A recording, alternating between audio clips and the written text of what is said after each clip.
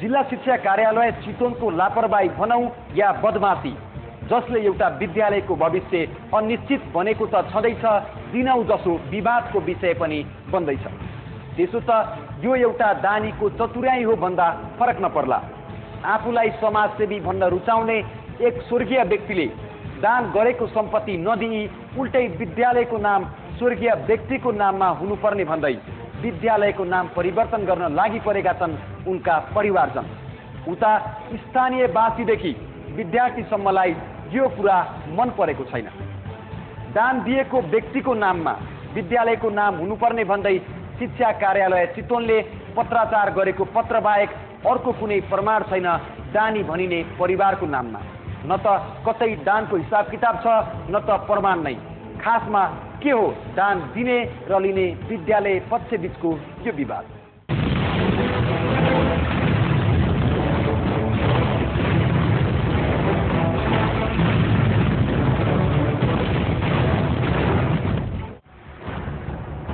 विद्यालयलाई केही सहयोग गरे बापत के विद्यालयको नाम नै परिवर्तन गरी सहयोग गर्नेको नाममा विद्यालयको नाम राख्न मिल्छ त? यो त अवश्य मिल्दैन नि। तर सहयोग गर्ने दाता र जिल्ला शिक्षा कार्यालयको मिलेमतोमा विद्यालयको नाम नै परिवर्तन हुँदैछ भन्ने थाहा पाएपछि यति बेला विद्यालयमा पढाइ होइन कि दिनदिनै आरोप प्रत्यारोप र झगडा हुन थालेको छ। प्रसङ्ग चितवनको मुगलिङ स्थित त्रिवेणी बराहा माविको हो। स्थानीय समाजसेवी कहलिएका स्वर्गीय नन्दप्रसाद त्रिपाठीका परिवारले दिँदै नदिएको रकम विद्यालयलाई दिएको दाबी गरे र त्यसलाई नै आधार मानेर जिल्ला शिक्षा कार्यालयले त्रिपाठीको नाममा विद्यालयको नाम परिवर्तन गर्न पत्राचार गर्यो। यता स्थानीय व्यक्ति क्लबहरूले दिँदै नदिएको सहयोग दिएको भनेर विद्यालयको नाम परिवर्तन गर्न लागेको भन्दै प्रत्येक दिन विद्यालयमा जम्मा भई कार्यक्रम गरी विरोध गरिरहेका छन्।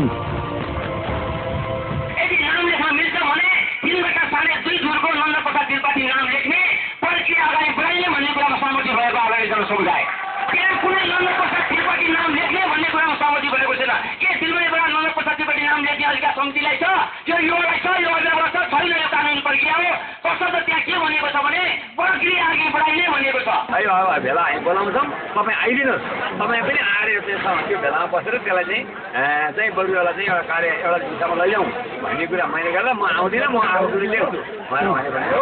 त्यसो भए तपाईँलाई लेख्न छोड छ, तपाईँ हाइको मान्छे उहाँले के लेख्नु भयो त्यो कुरा उहाँले लेखेको आधारमा यो नाउँ लेखिदिरहेको कुरा आइरहेको छ।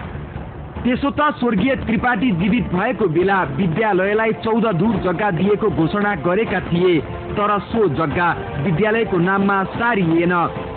अझ अर्को कुरा त के भने नि विद्यालय व्यवस्थापन समितिमा त्रिपाठी परिवार भएको बेलामा विद्यालयलाई जग्गा चाहियो भन्दै त्यही दान दिएको भनिएको जग्गा 35 लाखमा विद्यालयलाई खरिद गर्न लगाइयो, जबकि त्यो जग्गाको मूल्य मात्र 24 लाख पर्ने स्थानीय बासिन्दा बताउँछन्।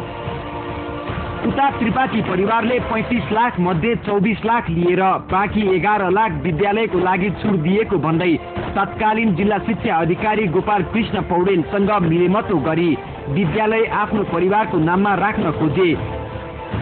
उता शिक्षा नियमावली हेर्ने हो भने पनि सांस्कृतिक, धार्मिक र ऐतिहासिक महत्त्वले राखिएको विद्यालयको नाम मरि गए परिवर्तन गर्न मिल्दैन।